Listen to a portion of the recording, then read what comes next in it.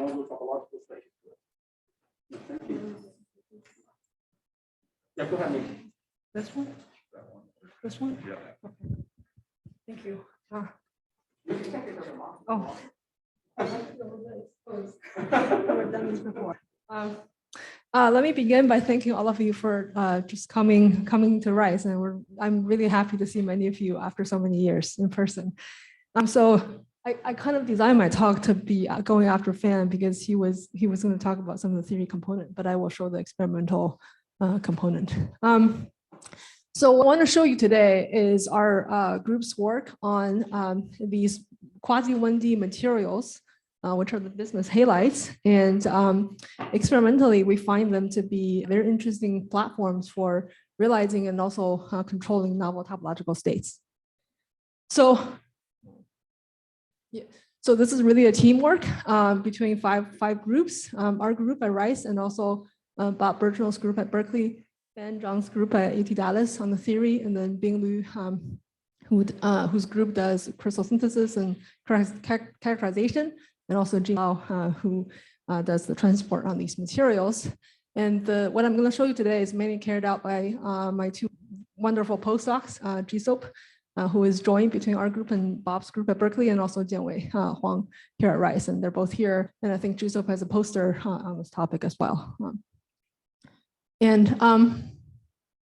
So I think I don't need to motivate to this audience what a topological insulator is, but I do want to make two remarks about the way that we have come to understand and classify topological insulators that are going to be relevant to what I'm going to show you today. One is that of a weak topological insulator versus a strong topological insulator.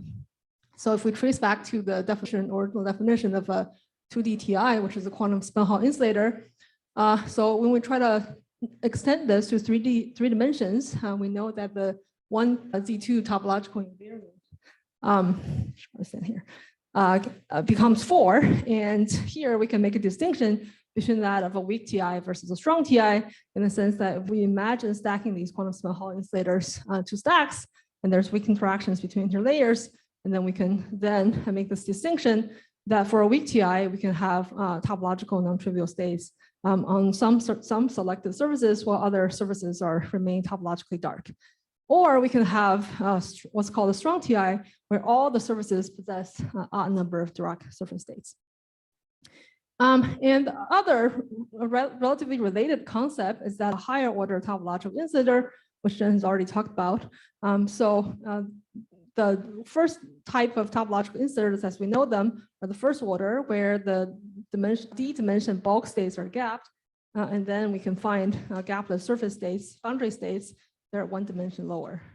We can this has been recently extended to higher order topological insulators, where you can imagine if your topological surface states are gapped, then you can realize the gapless boundary states are 2 dimensions lower, which are the second order TI, and then you can do this further. You can realize topological corner modes, which are 2 dimensions lower, 3 dimensions lower than your bulk 3D material.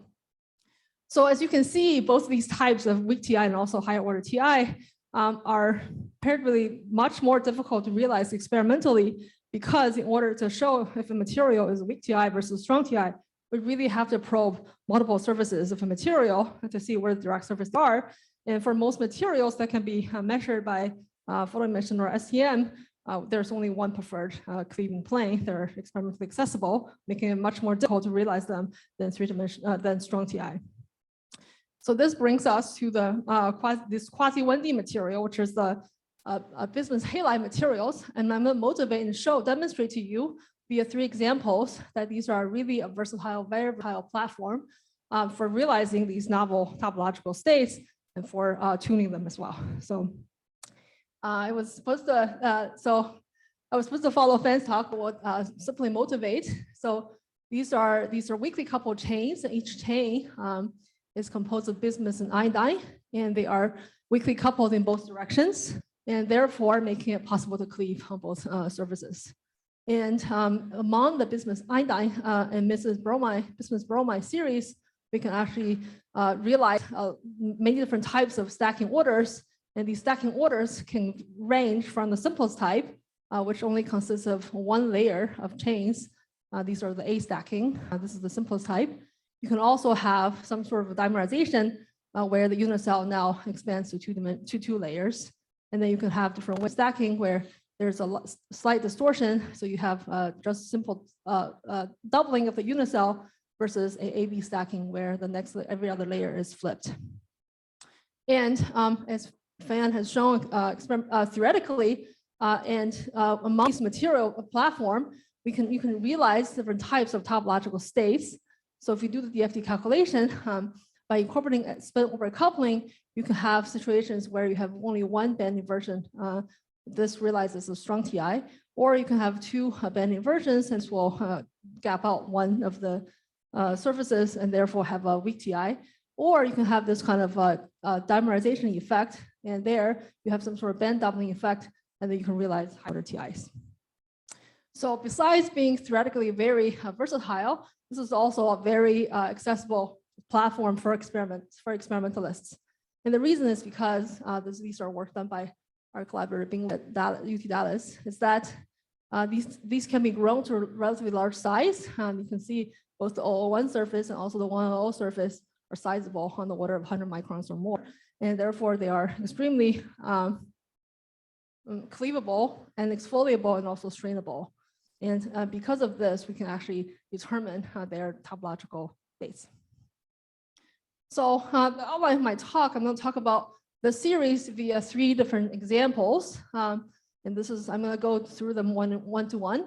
So the first one is a bismuth iodine series, bismuth iodine, where we experimentally verify a room temperature topological phase transition between that of a weak TI and also a higher order TI. And then I'm going to discuss the other end where you have bismuth 4 and bromine 4. And what we observe is consistent with that of a higher order TI. And then finally, I'm going to discuss intermediate doping or substitution level where we have 2.5 on bismuth, on the bromine, and also 1.5 on the iodine. And here we can realize an ideal weak TI. So let me begin with the first one, which is the end of bismuth 4 iodine 4, and this work is led by my postdoc Jianwei Wang and published earlier this year. So bismuth iodine is special because within this single compound, there are naturally 2 structural phases, and they are separated and tunable via temperature with the transition around room temperature 300 K. And so the higher temperature version is a simpler kind with a single layer bismuth iodine block. And then when you go lower in temperature, there's a slight distortion, and naturally you have a unit cell which is doubled. And this is seen both from diffraction, where you can see there's a new peaks emerging, showing that the unit cell is doubled. And this also shows very strongly in the transport measurement. We can see hysteresis behavior where the transition occurs. So our goal is to understand, because there is this unit cell doubling, what's happening to their topological nature. And then I will show you how we determine the topological characterization of the two structures, and then show you how the transition actually occurs. So let's begin with the higher temperature version, which is the beta phase of bismuth iodine 4, bismuth 4, iodine 4. And here we'll have a single unit cell, single layer unit cell. And here, this is material that's been studied previously. And from this very nice work here by the Takashi Kondo group, they've demonstrated that the topological classification of this beta phase is actually extremely sensitive to the initial band gap, which is calculated from DFT before inputting a spin-over coupling. So if you have initial gap, a direct band gap of 0.9 EV, when you include spin-over coupling, there's no band inversion, so you get a normal insulator. However, if the initial band gap is slightly reduced, you can have band inversion. And here, in this case, you will realize a strong topological insulator. And then if you decrease it furthermore, you can realize where both points have band inversion. And this is a situation where you will have a weak TI. So it's very important to experimentally probe what is the actual topological nature. So to do this, we have to understand which surface we're actually measuring, because now we can actually cleave both surfaces. And it's easy to understand when we look at the 001 surface, which is on top. We see just these bright spots as the from a surface, and the periodicity of these bright spots is inversely proportional to the lattice. And then if we measure the 100 surface, we can see a very distinct fermiology, which is the quasi one-dimensional linear line, and then the periodicity is very distinct. Therefore, just by measuring dispersions, we can very clearly identify which surface we're actually measuring. Okay, so that's now we can take a look at each one independently. So on the 001 surface, if we look at the band dispersions along the high symmetry directions, we can see that only bulk states are probed. How do we know bulk? Well, when we vary the photon energy, we can see that the band top actually shifts as a function of kz. Therefore, this is a bulk state. And beyond the bulk state, we don't see any evidence of surface state. So if we take a closer look at the Fermi surface, we can see this bulk state is actually gapped across the Fermi level. And so what this means is that there is no band crossing on the 001 surface. So this is topologically dark. So if we look on the 100 side surface, here we can see at two high symmetry points, we can observe within a bulk gap that of a direct surface state at both points, and they form a quasi one-dimensional dispersion. And so what we've seen here is direct evidence that this beta phase is actually a weak topological insulator in the high temperature state above room temperature. So having identified this, we can now look at the low temperature phase, which is the alpha phase. So when the unit cell doubles, interesting things happen.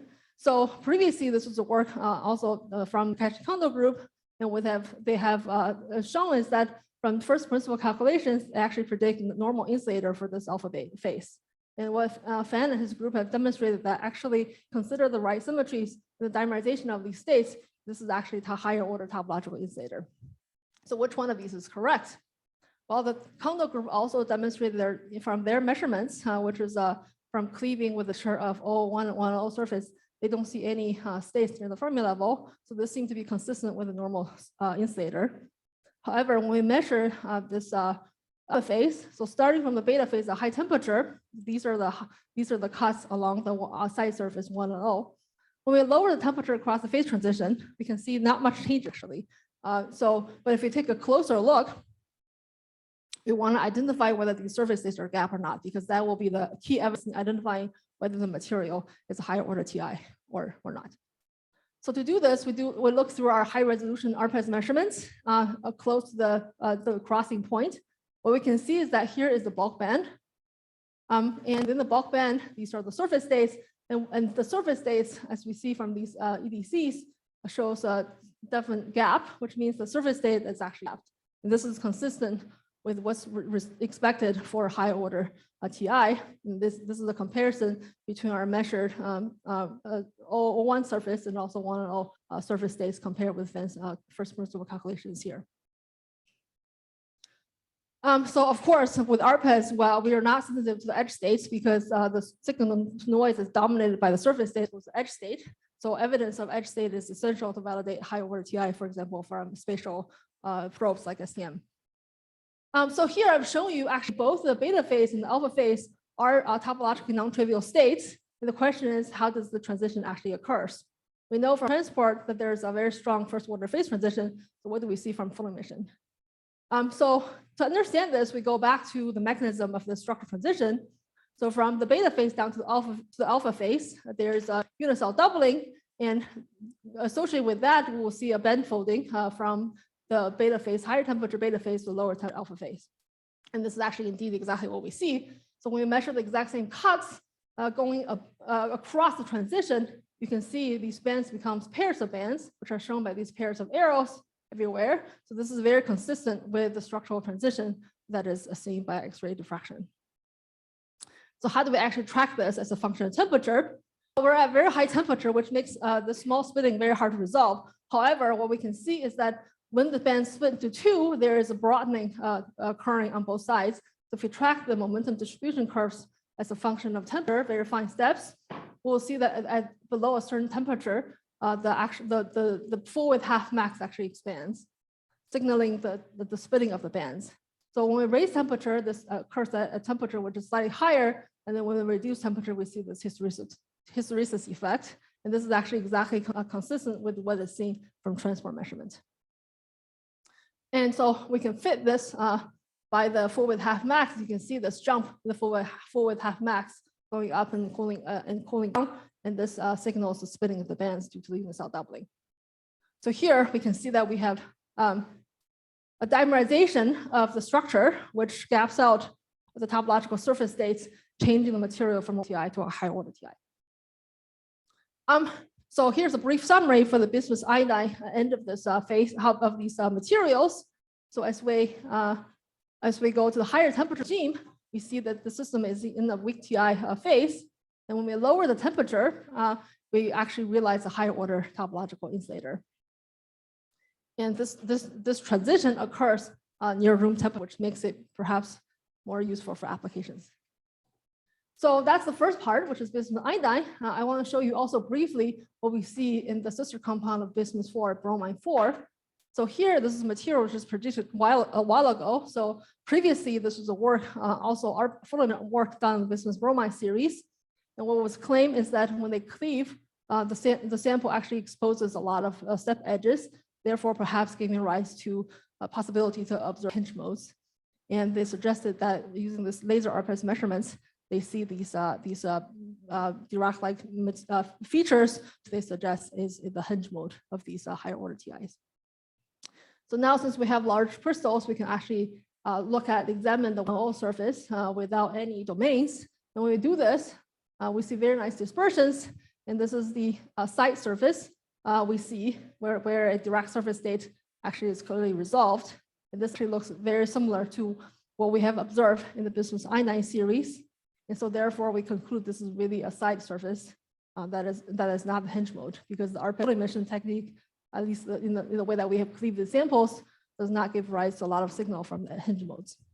However, when we fit this data, we can actually resolve a gap in the surface state, which is consistent with understanding of these bismuth bromine materials as a second order TI, where there's a gap, there's edge modes, gapless edge modes inside a gap surface state, inside a gap bulk state.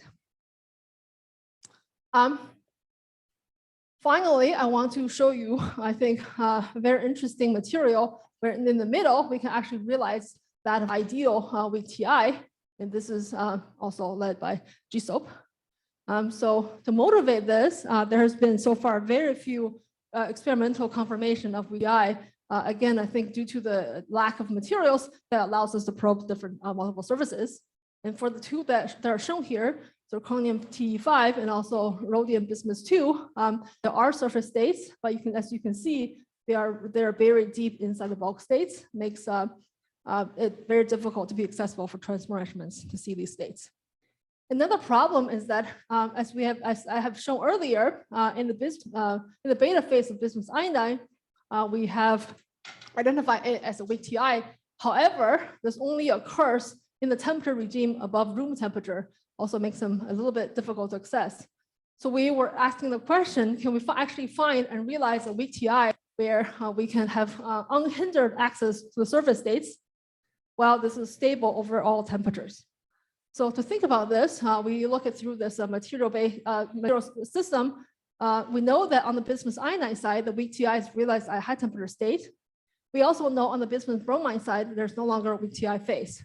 So therefore, it was suggested that therefore, if we look in between the substitution series between iodine and bromine, perhaps we can find a place where the weak TI phase can be realized and stabilized over their temperature range. And this is indeed true. So this is a material which is identified by Bing's group, which is a bismuth iodine 1.5 and bromine 2.5. So they have identified that this material has no phase transitions, and it has a simple beta phase structure where their user cell only consists of a single layer. And they have also grown very beautiful crystals that are accessible on both 001 top surface and also the 100 side surface.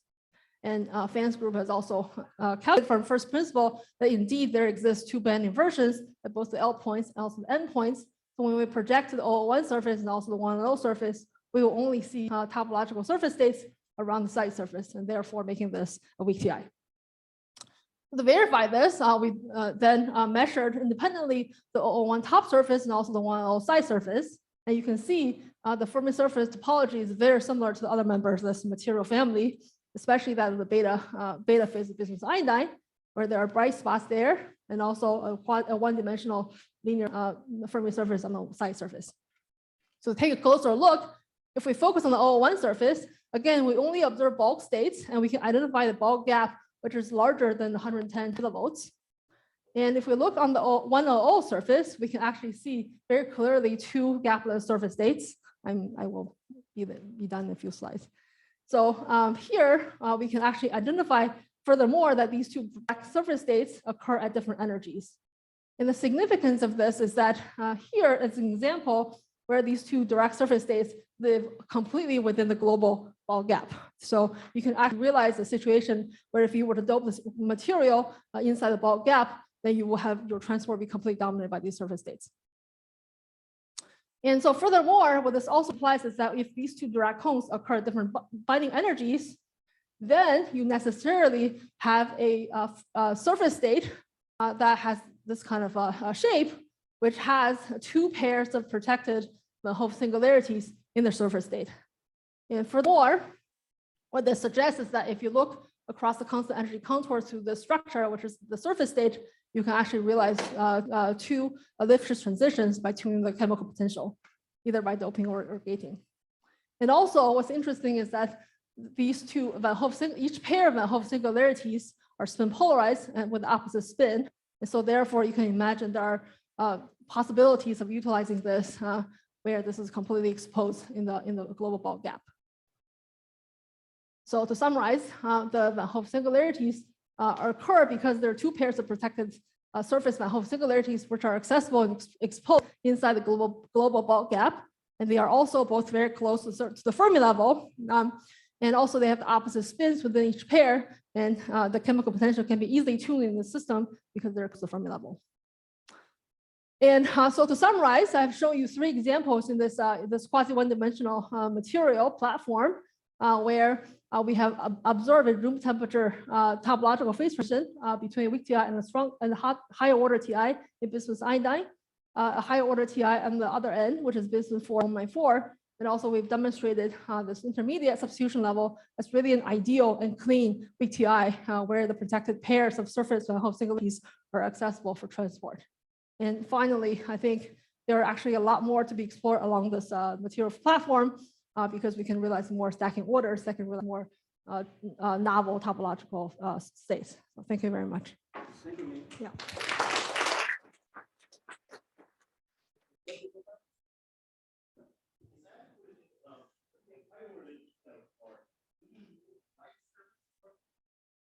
Oh, it's because you have the dimerization. Oh, sorry. The question is, how do we understand why the higher order the surface states are gapped? And the reason, as I understand it, is that you have the dimerization, and therefore the surface state will gap each other out.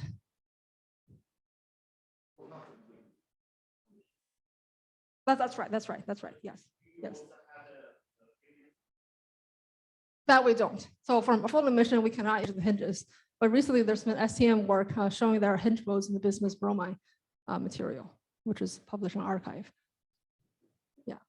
Yeah, I was more or less going to ask you a question, but now I have a follow-up, which is, yeah. So can you look at either, like, do you have dislocations or step edges? I guess you couldn't image that with ArXiv, but you image it with STM. Right. Is that what you just said? Has that been studied in the bismuth iodine? Yeah. So Jen's question, let me repeat the question, is that so suppose you should be able to look at this step edges from STM. That's correct. So I don't think that's been done on bismuth iodine. That's been at least not published. So bismuth bromide side that has been done and seen. Yes. Very interesting thoughts. But I have a question. What's the implications of this elegant data on the optics on the real physical behavior of this material? Let me repeat Paul's question. So it's very nice data, but it's and what is the implication? Yeah, what is the implication of the result? So I think this is the behavior of the behavior. Transport, right? Or others. Yeah, so this is a very good question. So I think, for example, these materials are exfoliable, which means that you can, in principle, realize quantum spin Hall insulator by exfoliating them into monolayers, and you can. And for this example of the ideal weak TI, in principle, one can dope or gate these materials into the Ball gap, and look for exotic, this hasn't been done yet, but look for exotic signatures of these topological surface states. Yes. Oh. Go ahead. The untrained eye would not necessarily be able to unambiguously identify whether or not there is actually a gap. How do you do that? And in particular, how do you do it if you don't know anything about the physics? Oh, that's a very good question. Unambiguous, or is it not? That's a very good question. Where it looks always like the same. Like you're seeing a gap, you're seeing all the gap. That's a very good question, Suka. So Suka's question is that how do you, to the untrained eye, how do you actually claim there's a gap or not from RPS data? I think that's a really fair question. And what happened? So I think the answer I can say is that I don't think RPS can claim something is gapless because we're always measuring something with kind of resolution, right? So, but you can claim if something is gap, you can observe if something is gap or not. I think that's the bottom line that we can always claim what is the minimum, what is the maximum possible gap you can observe given the experimental resolution. But I don't think RPS alone can answer the question whether it's gapless or not. Yeah. Actually, I'm just going to have maybe comment address some pause question on transport analysis. So we have some transport data which we didn't report on Wednesday. I'll exfoliate the details of this. So this is the direct light behavior and particularly stop short of proving that it's a hinge mode of evidence.